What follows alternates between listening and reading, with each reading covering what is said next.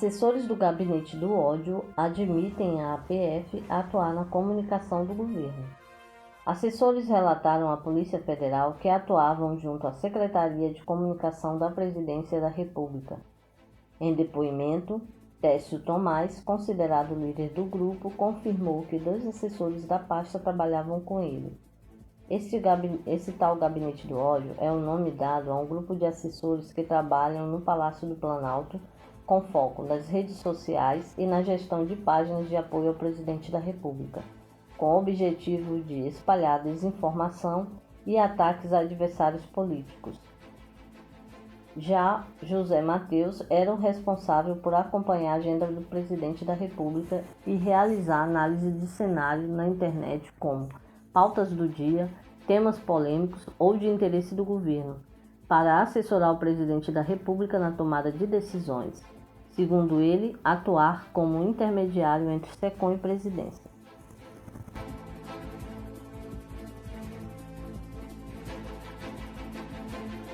Médicos do CFM participaram de reunião de gabinete paralelo com Bolsonaro.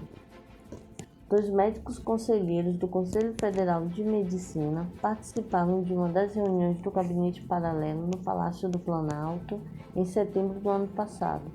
São eles a endocrinologista Anelissa Mota de Alencar, da Paraíba, e o urologista Luiz Guilherme Teixeira, do Rio de Janeiro. Eles foram gravados falando ao microfone no vídeo da reunião que depois foi publicada na página de Jair Bolsonaro no Facebook.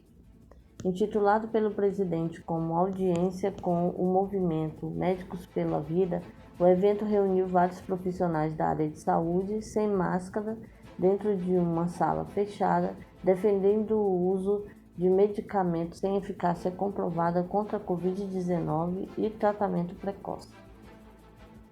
Sou Anelissa Meneguesso, sou conselheira federal de medicina pelo estado da Paraíba. Estou aqui junto com o Dr. Luiz Guilherme, que é conselheiro federal de medicina pelo estado do Rio de Janeiro. E a gente veio ressaltar alguns pontos que vocês falaram, que sempre a gente lutou pelo atendimento precoce. A gente falou aqui o nome de muitas drogas, mas a gente tem que sempre frisar que o atendimento ele é muito mais abrangente do que apenas droga A ou droga B. A gente não quer fazer apologia a nenhuma droga, mas a gente quer que o paciente tenha realmente o direito de ser diagnosticado precocemente e ter realmente seu tratamento instituído precocemente de acordo com cada fase da doença em que ele se encontrar. E nós estamos aqui justamente para mais uma vez falar sobre o parecer 04 de 2020, que fala sobre a autonomia do médico. Então é muito importante o protocolo unificado, mas a gente sempre tem que respeitar a autonomia dos colegas, e a gente tem visto nos casos como o Dr. Blancar que essa autonomia tem sido realmente atingida, uma vez que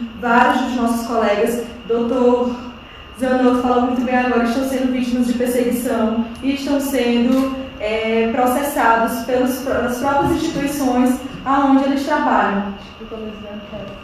Na verdade, falar um pouco mais sobre essa parte técnica em relação ao parecer.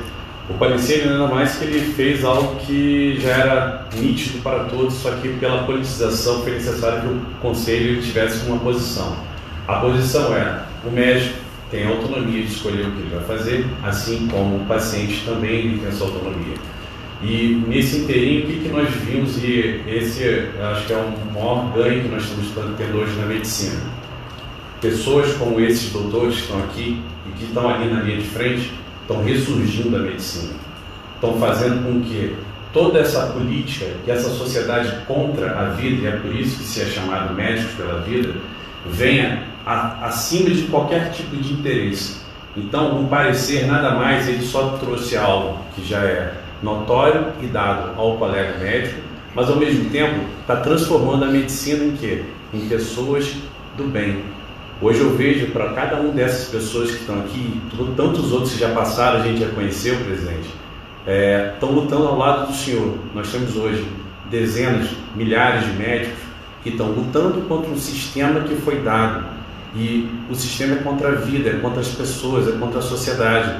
E nós médicos aqui, como todos que estamos aqui hoje, somos o quê? Médicos de verdade. Doutor Paulo, nós vimos hoje, como a gente conversando, pessoas sendo processadas porque querem ser médicos. E nós estamos pela primeira vez diante de, acho que talvez os últimos 30 anos, médicos ouvindo o paciente, tocando os pacientes e olhando nos olhos deles. Isso não estava acontecendo, a medicina estava se perdendo. Então o CFM, quando ele teve essa decisão, é um colegiado, nós daqui não estamos pelo CFM, estamos apenas como representantes, temos algum conhecimento da legislação, então estamos ajudando a todos, mas nós mostramos que a medicina ela ainda existe. Nós temos médicos que precisam ser apoiados, que os pacientes, eles no final, eles vão ser beneficiados, não somos nós médicos, é a sociedade que vai ser beneficiada. Então, eu, assim, de público, quero agradecer ao senhor pelo apoio que o senhor deu à saúde e à medicina, e a nós o senhor não apoia em nada, nós que fomos atrás do senhor. Obrigado. Por fim, nós não podemos esquecer as cerca de 120 mil vítimas, 244 médicos foram atingidos pela Covid, nós perdemos. Nós nos solidarizamos com as famílias infectadas, lamentamos todas as perdas, mas o que a gente quer realmente é evitar que mais vidas sejam ceifadas em virtude dessa doença. Muito obrigada. Uau!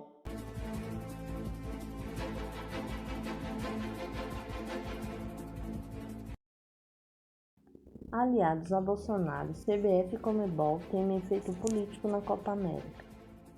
Agora Conmebol e CBF temem que polarização política afete a competição.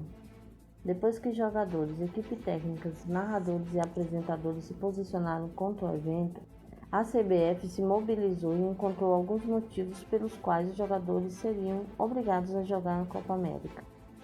Um deles foi o afastamento do atual presidente por 30 dias, Rogério Caboclo, acusado de assédio sexual, e a possível desclassificação da seleção brasileira da Copa do Mundo.